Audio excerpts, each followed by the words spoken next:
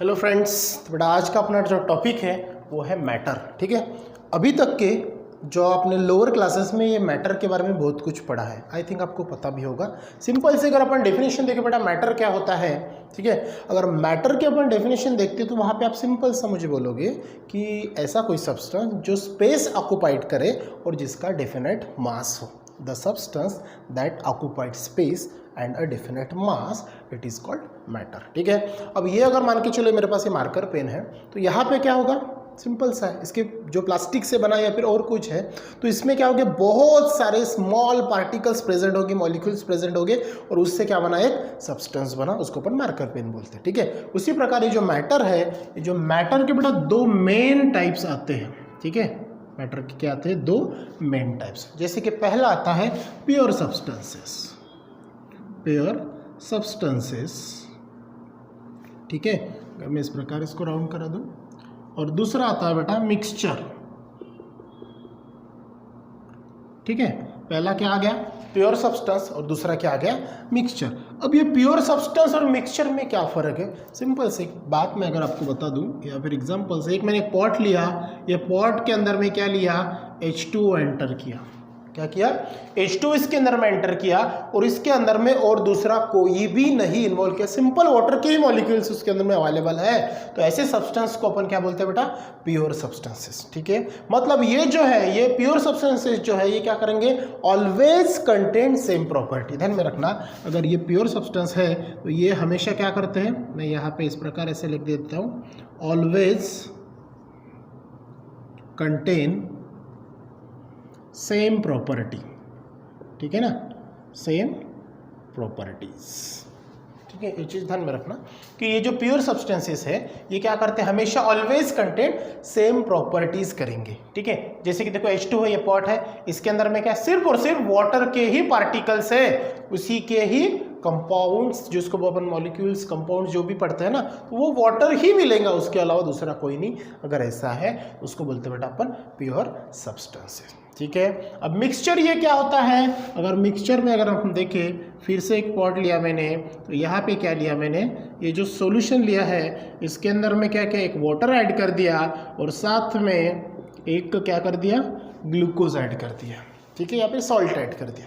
अब यहाँ पे मुझे क्या दिख रहा है, कुछ यहाँ पे जो कॉन्स्टिट्यूएंट है कुछ वाटर के भी है और कुछ शुगर के भी है ना, C6H12O6 की ग्लूकोज डाल दिया मैंने उसके अंदर में, मतलब सॉलिड और सॉल्वेंट दोनों डाल दिए, बराबर है। मतलब वो जो मुझे सॉल्यूशन मिलेगा, जैसे सॉल्ट सॉल्यूशन है, वाटर सॉल्यूशन है, तो ये सॉल्यूशंस के अंदर में कुछ अमाउंट वाटर का रहेगा तो कुछ अमाउंट ग्लूकोज का रहेगा। ठीक है, तो उसको बोलेंगे अपन मिक्सचर, मतलब वो प्योर नहीं होगा, उसमें कुछ अलग अलग पार्टिकल्स प्रेजेंट होंगे, तो हो गया आपका मिक्सचर। अब ये क्या करेगा, जैसे ये प्योर सब्सटेंसेस क्या करता था, ऑलवेज कंटेन सेम प्रॉपर्टी, अब ये क्या करेगा बेटा, it has not a definite properties, तो इसमें क्या लिखेंगे अपन, इट हैज नॉट डेफिनाइट, मतलब इसकी जो प्रॉपर्टीज होगी वो डेफिनाइट नहीं होगी, फिक्स नहीं होगी, मतलब चेंजेबल रहेगी, कुछ अलग रहेगी। तो फर्क समझ में आ गया आपको कि भैया प्योर सब्सटेंसेस क्या होता है और मिक्सचर ये होता क्या है। ये मैं आपको सिर्फ और सिर्फ फ्लो चार्ट के थ्रू समझाने की कोशिश कर रहा हूँ, आपके टेक्स्ट बुक में भी है लेकिन है थोड़ा सा लिमिटेड में इसमें। तो ये सब पॉइंट्स आप इस प्रकार अपने क्या करना, नोट्स बनाते हुए चलना, जैसे मैं बना रहा हूँ, गॉट द पॉइंट, ताकि आपको कम से कम समय में ज़्यादा से ज़्यादा पढ़ाई का नॉलेज मिल सके। ठीक है, तो प्योर सब्सटेंसेस और मिक्सचर का फर्क आपको समझ में आया। ये क्या है, मैटर के टाइप्स, जिसमें प्योर सब्सटेंस और मिक्सचर आता है। मैटर क्या होता है, जो स्पेस ऑक्यूपाइड करे, उसका डेफिनेट मास हो। ठीक है, उसके बाद में प्योर सब्सटेंसेस क्या होता है, मिक्सचर क्या होता है, ये चीज क्लियर होगी। अब देखो, ये जो प्योर सब्सटेंसेस है इसका भी फिर दो पार्ट में डिस्ट्रीब्यूशन होता है। ठीक है, एक पहला होता है बेटा एलिमेंट्स और दूसरा होता है कंपाउंड। ठीक है, एक क्या होता है, पहला एलिमेंट्स और दूसरा क्या होता है, कंपाउंड्स। ठीक है, अब एलिमेंट क्या होता है, जो सिंगल होता है, प्योर होता है ना, उसी के अंदर में एलिमेंट का आपने पढ़ा है लोअर क्लासेस में, एटम, फिर मॉलिक्यूल्स, फिर एलिमेंट, फिर कंपाउंड, फिर मिक्सचर, ये सब अपने लोअर क्लासेस में पढ़ा है। तो ये एलिमेंट होते क्या है, तो आपने पढ़ा है कि एलिमेंट के अंदर में जो भी कॉन्स्टिट्यूएंट पार्टिकल्स हो वो सभी के सभी सिमिलर हो, मतलब वही होगा, प्योर फॉर्म होगा, उसको अपन एलिमेंट्स बोलते हैं। जैसे एल्यूमिनियम ले लिया, सोडियम ले लिया, तो उसके अंदर में उसके जो पार्टिकल्स रहेंगे वो सिर्फ और सिर्फ सोडियम के ही रहेंगे, तो ये बोलते हैं उसको अपन एलिमेंट्स। ठीक है, अब ये जो एलिमेंट्स होता है अपन इसके पहले पढ़ा बेटा कि जो एलिमेंट्स और ये जो कंपाउंड्स होते हैं किसके, प्योर सब्सटेंसेस के, ये हमेशा कैसे होते हैं, ध्यान रखना, नॉन, मतलब इसको अनब्रेकेबल बोलते हैं। क्या बोलते हैं इसको, अनब्रेकेबल। अनब्रेकेबल मतलब इसको आप तोड़ नहीं सकते, सेपरेट नहीं कर सकते। क्यों, क्योंकि वो क्या है, प्योर सब्सटेंस है, उसके अंदर में कोई भी इम्प्योरिटी प्रेजेंट नहीं है करके एलिमेंट क्या होते हैं, हमेशा अनब्रेकेबल। साथ में प्योर यहाँ के भी जो ये है कौन, कंपाउंड भी जो है वो भी क्या रहेंगे, हमेशा अनब्रेकेबल रहेंगे। क्या रहेंगे, अनब्रेकेबल। कंपाउंड भी और एलिमेंट भी क्या रहेंगे, अनब्रेकेबल, और कंपाउंड भी क्या रहेंगे, ये अनब्रेकेबल रहेंगे। ठीक है, अब आपने फिर से एक पढ़ा कि भाई एलिमेंट का जो क्लासिफिकेशन है, एलिमेंट तो आपको पता चल गया एलिमेंट क्या होते हैं, प्योर होते हैं, अनब्रेकेबल होते हैं।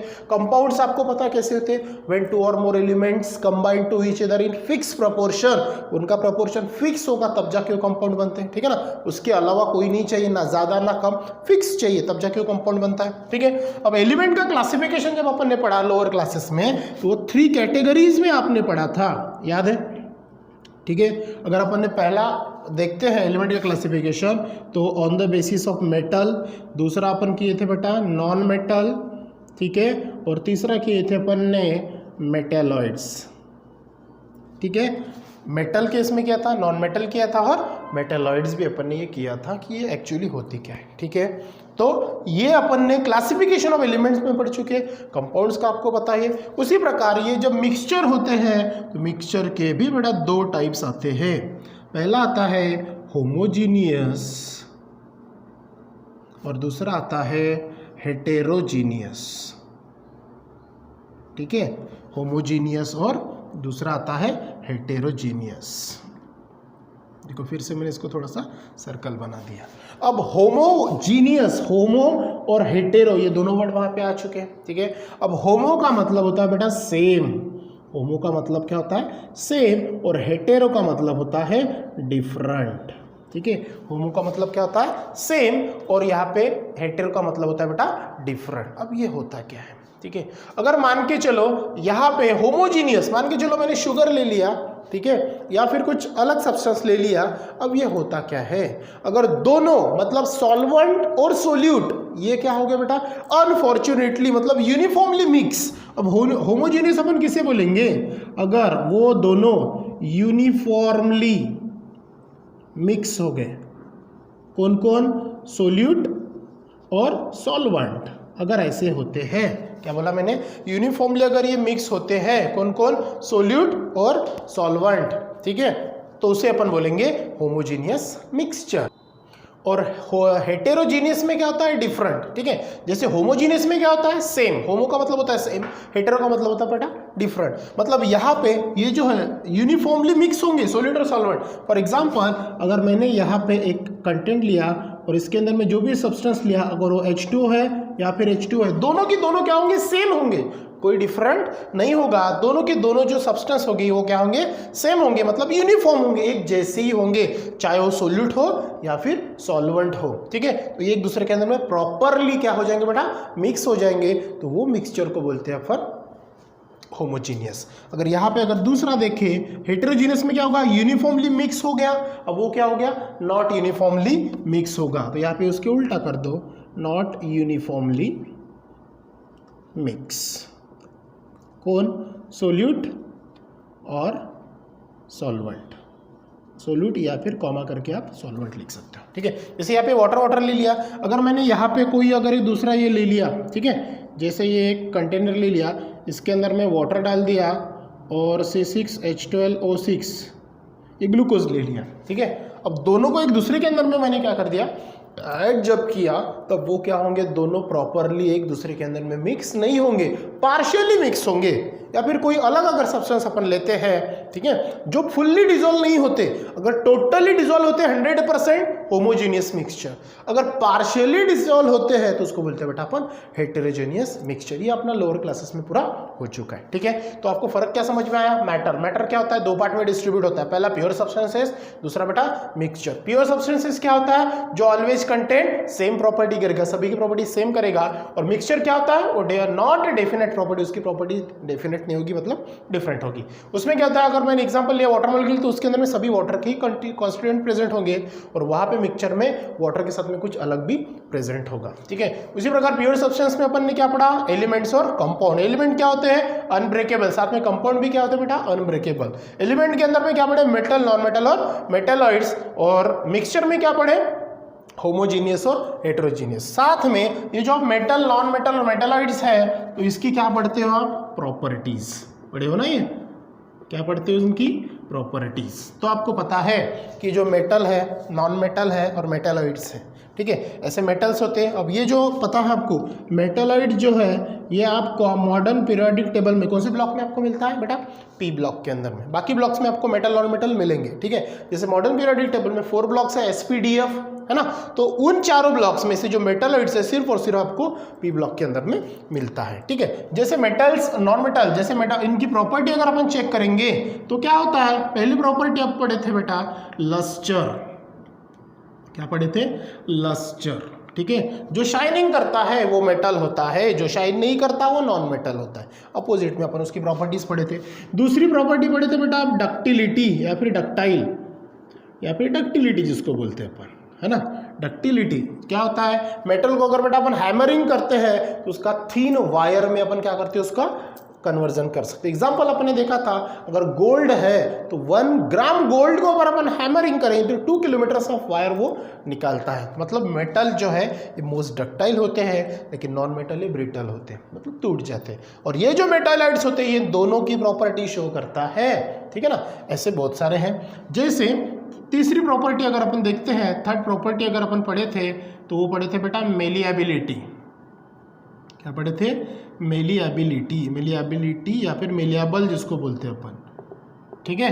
क्या पढ़े थे मेलिएबिलिटी में, सिंपल है, थीन शीट में उसका कन्वर्जन करते हैं, हैमरिंग करने के बाद में थीन शीट में उसका कन्वर्जन होता है। जैसे ये शाइन करते हैं लस्टर में, ये क्या होते हैं, मोस्ट डक्टाइल, मतलब इसका वायर में कन्वर्जन होता है, इसका शीट में कन्वर्जन होता है। फोर्थ प्रॉपर्टी पढ़े थे बेटा आप कंडक्टिविटी, क्या पढ़े थे, कंडक्टिविटी, ठीक है। इसके अंदर में क्या होता था, metal is a good conductor of heat and electricity, but non metal is a bad और poor conductor of heat and electricity. Metalloids का तो छोड़ ही दो, दोनों केस में वो शो करता था। लास्ट प्रॉपर्टी अपन पढ़े थे, याद है, सोनोरस,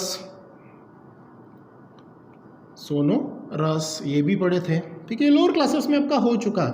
हार्डनेस नाम की प्रॉपर्टी पढ़ चुके हो, ठीक है। ये सो ऑन ऐसा था कि ये जो प्रॉपर्टीज आपने क्या कही थी बेटा, मेटल्स, नॉन मेटल्स और मेटालाइट्स के अंदर में आपने ये पढ़ी थी। अगर इसका कुछ अपन एग्जांपल देखें, मेटल का अगर अपन एग्जांपल देखते हैं, जैसे एल्युमिनियम है, ठीक है ना, उसके बाद में सोडियम है, उसके बाद में और सारे पोटेशियम्स है ना, तो ये सब क्या है आपके मेटल्स। अगर वही नॉन मेटल्स अगर अपन देखेंगे तो कार्बन है, नाइट्रोजन है ना, या फिर कार्बन डाइऑक्साइड है, all types of gases is a non metal. और यहाँ पे अगर अपन देखेंगे तो जर्मेनियम है, सिलिकॉन है, ठीक है ना। तो ये प्रकार के क्या है उसके एग्जाम्पल्स हैं कि जो अपन इसके पहले लोअर क्लासेस में या फिर आपके मॉडर्न पीरियोडिक टेबल में ये सब पढ़ चुके हो, ठीक है। ये टॉपिक था बेटा आपका मैटर से रिलेटेड, ठीक है। इसके बाद का जो टॉपिक है अपन कंटिन्यू करेंगे नेक्स्ट वीडियोज़ में। So thank you.